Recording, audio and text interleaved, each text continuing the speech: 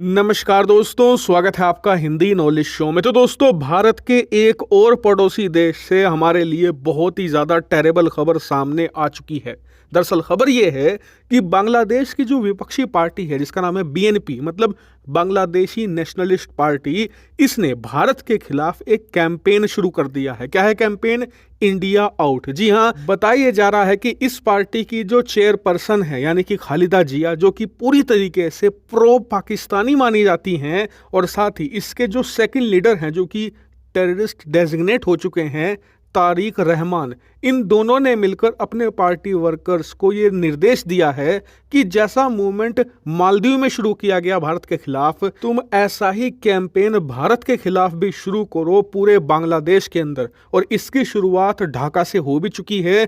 कई अन्य इलाकों में इंडिया आउट कैंपेन धीरे धीरे रफ्तार पकड़ रहा है, और ये भारत के लिए बहुत ज़्यादा बुरी खबर है। और इसका कारण ये है कि ये इंडिया आउट कैंपेन अब सिर्फ मालदीव तक सीमित नहीं रहा, बांग्लादेश में इसकी शुरुआत हो चुकी है, और यहाँ तक कि नेपाल की सोशल मीडिया पर भी इसको लेकर गहमा गहमी शुरू हो चुकी है। यानी कि आने वाले कुछ सालों में नेपाल में भी ये शुरू हो जाए तो आप आश्चर्यचकित मत होइएगा। लेकिन भारत के पड़ोसी देशों में ये इंडिया आउट कैंपेन फैल क्यों रहा है, तो मैं आपको एक एक करके सारे देशों का बताता हूं। सबसे पहले बांग्लादेश के बारे में जानते हैं। तो देखिए, बांग्लादेश में नेशनलिस्ट पार्टी ने ये मूवमेंट इसलिए शुरू किया है क्योंकि पिछले ही महीने वहां पर चुनाव हुए, और इन चुनावों में शेख हसीना एक बार फिर से प्रधानमंत्री चुनी गई। और ऐसा होना बिल्कुल तय था चुनाव से पहले ही। ऐसा इसलिए क्योंकि जो ये विपक्षी पार्टी है, बांग्लादेशी नेशनलिस्ट पार्टी, इसने चुनाव में हिस्सा ही नहीं लिया।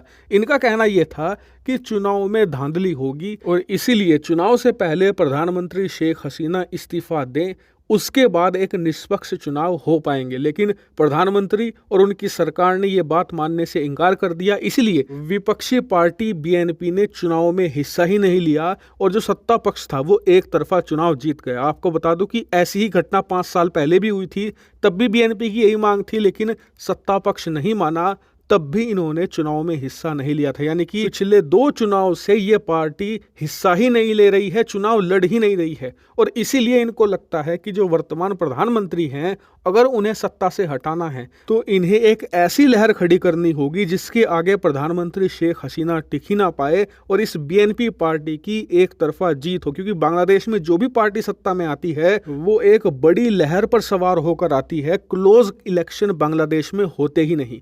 इसीलिए इन्हें ये लगता है कि बांग्लादेश में इंडिया आउट कैंपेन बहुत ही शानदार तरीके से चल सकता है, जैसे कि मालदीव में चला। खासकर कि जो कट्टरपंथी है बांग्लादेश के, वो इससे अट्रैक्ट हो सकते हैं बीएनपी पार्टी की तरफ, और इनकी चुनाव में जीत हो सकती है। यानी कि इनकी घरेलू राजनीति में भारत फंस गया है। लेकिन अभी अच्छी बात भारत के लिए ये है कि बांग्लादेश में अगला चुनाव होने में 5 साल का वक्त है। यानी कि इस इंडिया आउट कैंपेन को रोकने में अभी हमें 5 साल का वक्त मिलेगा, और हम वहां की विपक्षी पार्टी के साथ बात करके इस पर काम कर सकते हैं। तो खैर, ये तो बांग्लादेश का मसला है। लेकिन ये मूवमेंट नेपाल के सोशल मीडिया पर भी खूब छाई है, क्योंकि इस वक्त नेपाल में जो पार्टी सत्ता में है ना, वो है तो कम्युनिस्ट पार्टी, लेकिन उसका झुकाव भारत की तरफ है, क्योंकि उसके नेता हैं प्रचंड।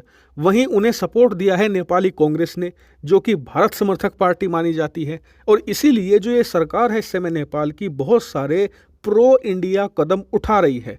इस बात से चाइना परेशान है, और इसीलिए जो विपक्षी पार्टी है, कम्युनिस्ट पार्टी है वो भी, लेकिन वो केपी ओली शर्मा की कम्युनिस्ट पार्टी है, वो इस मूवमेंट को उठाने के बारे में सोच रही है, ताकि नेपाल के लोगों में इंडिया के अगेंस्ट जो नफरत है वो और ज़्यादा आग पकड़े, और भारत विरोधी सेंटिमेंट बने नेपाल में, जिससे कि केपी ओली शर्मा सत्ता में भी आए, और नेपाल और भारत के जो ऐतिहासिक संबंध हैं वो भी हद से ज़्यादा खराब हो। खासकर कि जो पीपल टू पीपल कनेक्शन है वो तो टूट ही जाए। इसलिए आने वाले कुछ समय में अगर नेपाल के अंदर भी आप इंडिया आउट कैंपेन देखें तो बिल्कुल भी आश्चर्यचकित मत होना।